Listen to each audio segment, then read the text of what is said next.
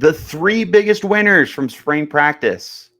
Let's nominate them on this edition of the Locked On Sun Devils podcast. Are Locked On Sun Devils, your daily podcast on the Arizona State Sun Devils, part of the Locked On Podcast Network, your team every day.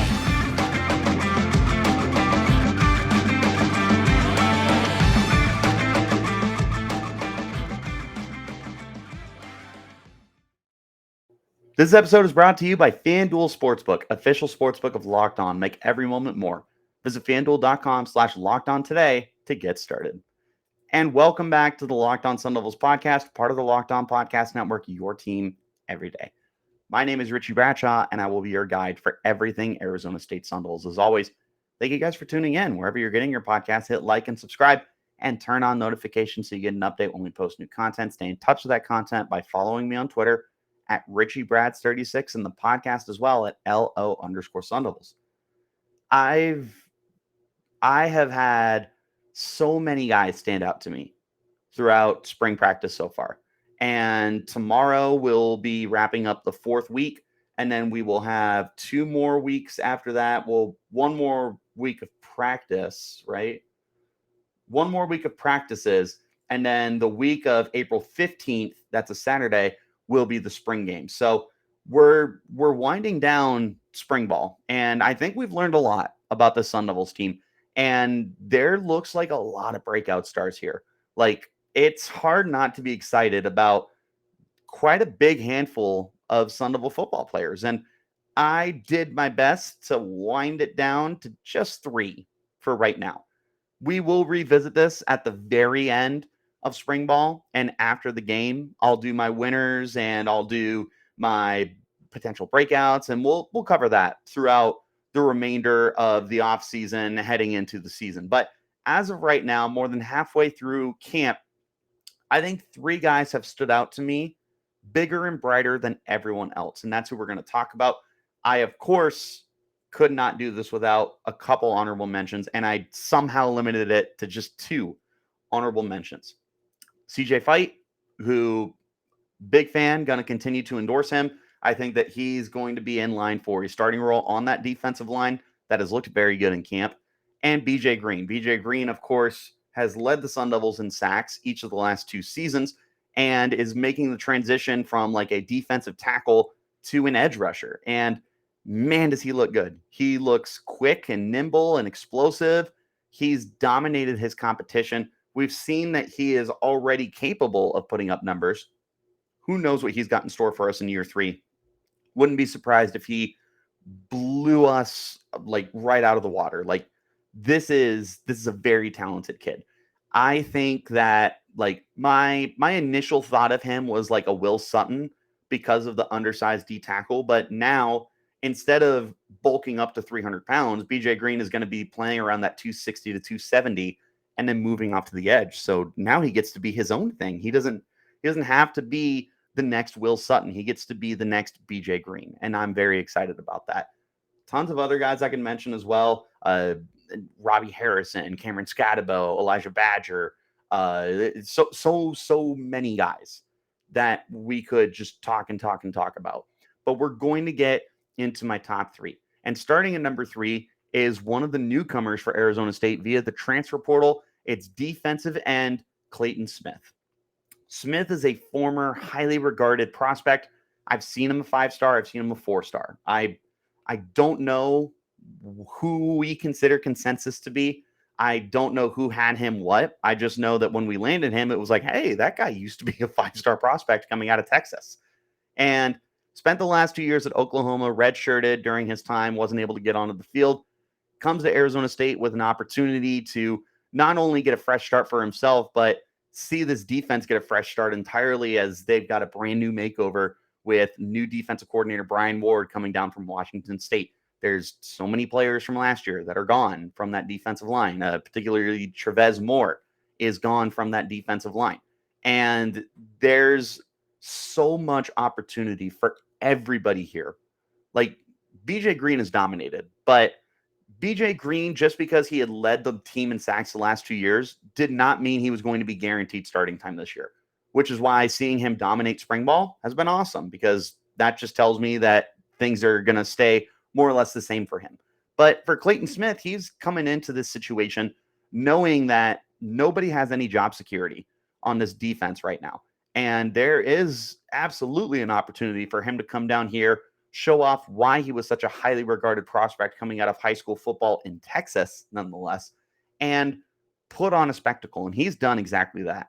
You stand next to this kid, and I mean, he is just shaped like a Greek god. Like, dude is cut, dude is big, strong, long. He looks like a specimen at the pass rushing position. Like, he's got that NFL kind of build to him. And if he can continue to add weight, because he is thin, but if he can continue to bulk up, I mean, he looks like an NFL player. Will he play like one? Well, so far he's looking pretty good. I would tell you right now that he's looking like one of the best players on defense for Arizona State. And I wanted to mix things up a little bit with talking about my 3 winners. I wanted to throw out some like crazy expectations for him as well. And like crazy. So we'll start off with like sort of realistic, I guess. This is still a very crazy expectation, but I think that the way Clayton Smith is playing right now, if he is able to take what he's doing in camp and translate it into the regular season, this looks like a double-digit sack guy. This looks like at least a 7 to 8 sack kind of player, maybe not even in a full-time role, but if you do get him into a full-time role, I feel like the sky's the limit. Athletically, there's very few guys that are going to be able to compete with the pure speed and bending and the overall athleticism that he brings to the position. Like, there's very few guys that can compete with that. If he can continue to get stronger and convert that speed to power and vice versa, like, this is a guy who can just have his way with whoever he's lined up against. So far through spring ball, he has been impressive, to put it politely, like put it lightly. And I'm really looking forward to continuing to see him dominate. He is my number 3 winner here for spring ball so far. Want to talk to you guys about FanDuel because the tournament is heating up with the Final Four happening right now, or tomorrow night, I should say. And there's no better place to get on the action than FanDuel, America's number 1 sportsbook. That's because right now, FanDuel is giving new customers a no-sweat first bet up to $1,000. That's up to $1,000 back in bonus bets if your first bet doesn't win.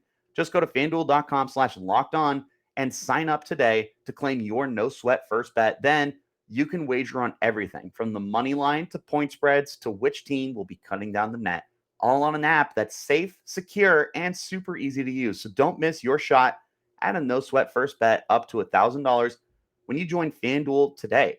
Just go to FanDuel.com/lockedon to sign up. Make every moment more with FanDuel.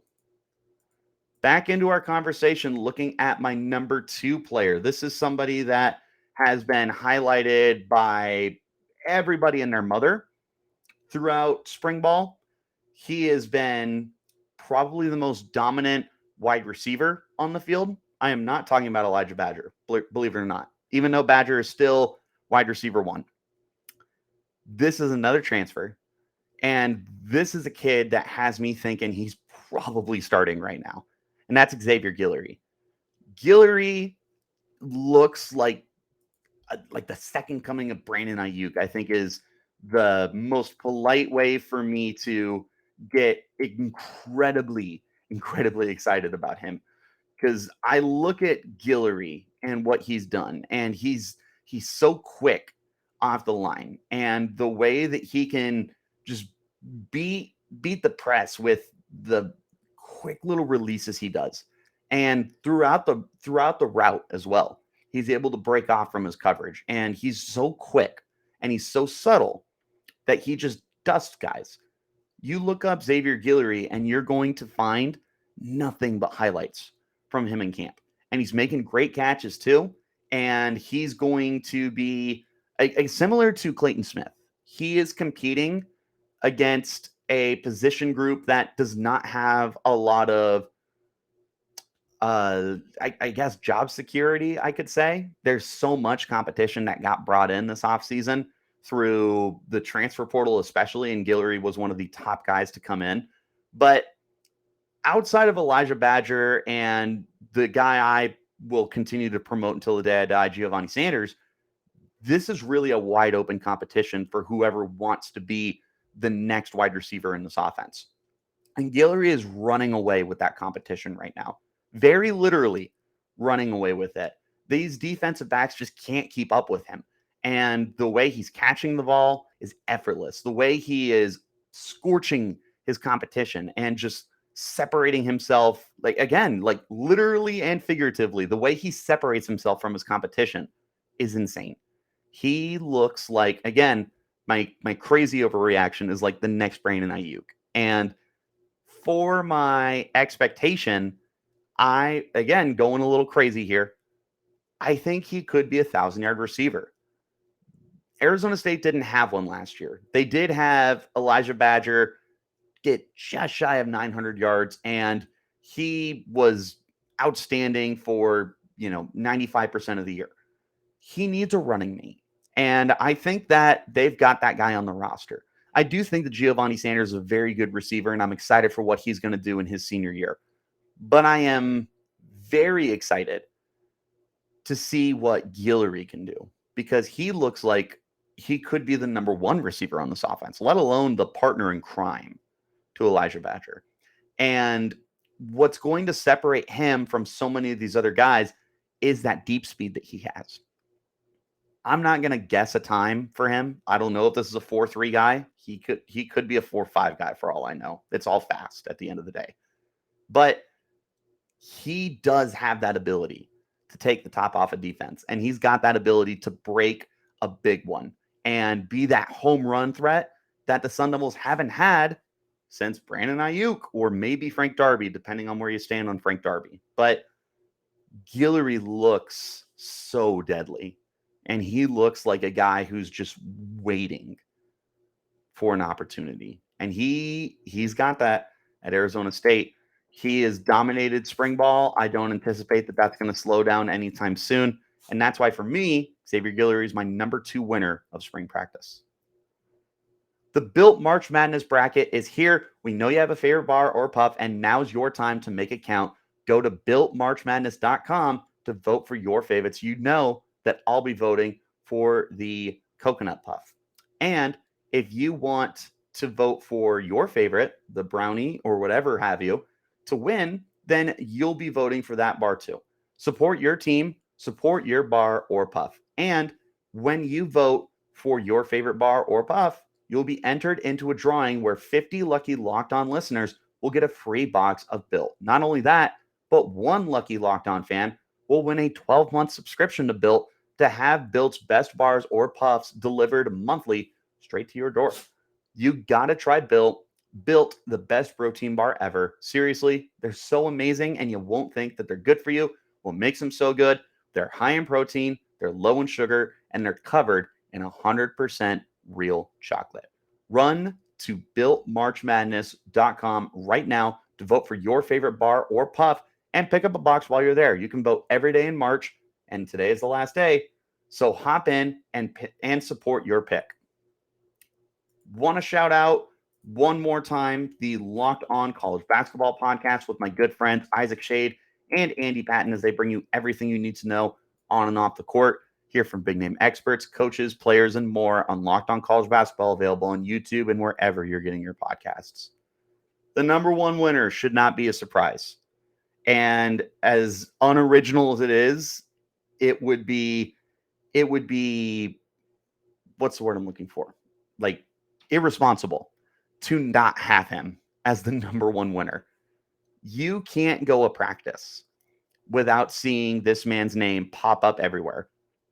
And the highlights, and he's a funny, goofy individual. He's got his own podcast now with PHNX. So make sure you check that out on Wednesdays. I don't remember the name of the show, but if you haven't figured out who I'm talking about, it's Jalin Conyers. Jalin Conyers. Man. Rewind a year ago. I was excited for Conyers because I was interested to see how they could use a big, athletic specimen like him. I never envisioned that a year would pass and we would be talking about Conyers the way that we are. Because I look at Jalen Conyers, and I'm not the only one, mind you, but I'll be the loudest if I have to. Conyers looks like a John Mackey finalist. And spoiler alert, that's my expectation, is he is a John Mackey finalist.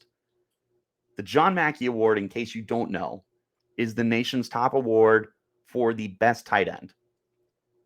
Yeah, Conyers looks that good. He is just a specimen. Like he's not got like that 12 pack or anything, right? And he's not running a 4.240. He's not jumping a 50-inch vertical jump or a 15-foot broad jump. Like he's not that kind of athlete, but he's one of those guys where it's like people shouldn't be able to do the things that he does at his size. At 6'4", 265 is what he's listed as. I mean, this dude dances like a ballerina out there. The balance that he has, the body control, stupid. People Jalen Conyers' size should more than likely be playing in line. Like you would probably tell a kid as big as Conyers, like, hey, you're probably not going to be out and about as much as you are right now as a receiver. Like he's listed as a tight end, but this is a guy who's going to be one of the top receiving options for the Sun Devils this year. His catch radius is insane. He said it himself on Twitter. I will echo him. Just put it in his zip code. Anywhere in that general area.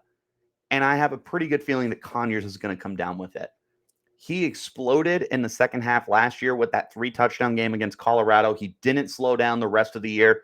He is now steamrolling through the offseason as clearly the best player on the Sun Devils team right now, regardless of position, regardless of which side of the ball he plays on, regardless of his age.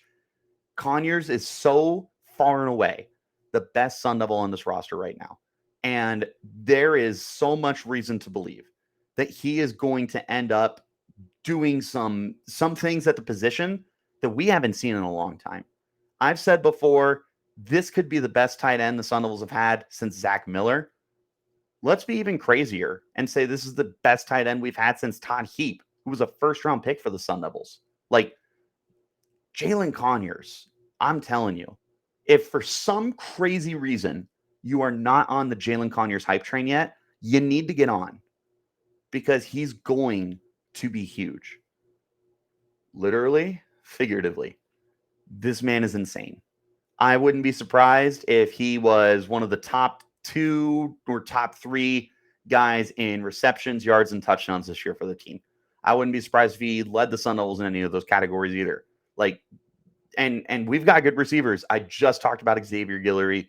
Elijhah Badger is going to the NFL one day. I think Jalin Conyers is that guy. Between Conyers, Guillory, and Badger, whoever ends up winning the quarterback battle this year, whether that's Bennett Meredith or Trenton Bourguet or Drew Pine or Jacob Conover or Jaden Rashada or anyone else, they're going to be very happy to have 3 legitimate threats in their passing attack. And for Conyers to do a little bit of everything as that edgy nose tackle, edgy tight end. Yeah. This kid is special. This kid is going to be special. Mark my words. Again, like I'm not crazy. I am crazy, but I'm not the only one saying this. So I don't want to make it seem like I'm the only one. But I also want you to realize that this guy is going to be big. If he's not, thankfully I won't be alone looking stupid because I will look stupid because I will drive this train into a wall if I have to because I know that Jalen Conyers would just break that wall down for me. This kid is going to be amazing. He is on such a hot streak right now, and I don't see any reason why he's going to be slowing down. Jalen Conyers, without a doubt, my number 1 player from spring practice so far for the Sun Devils. And that wraps up this edition of the Locked On Sun Devils podcast. Thank you guys, as always, for tuning in. Wherever you're getting your podcast, hit like and subscribe and turn on those notifications so you get an update whenever we post new content. To stay in touch with that content, follow me on Twitter. You can find me at RichieBrads36, and you can find the podcast as well at LO_Sun Devils. Next week, we'll be getting back on a more regular schedule, and we will be picking up where we left off talking about spring practice. Till next time, you keep it locked right here on Locked On Sun Devils.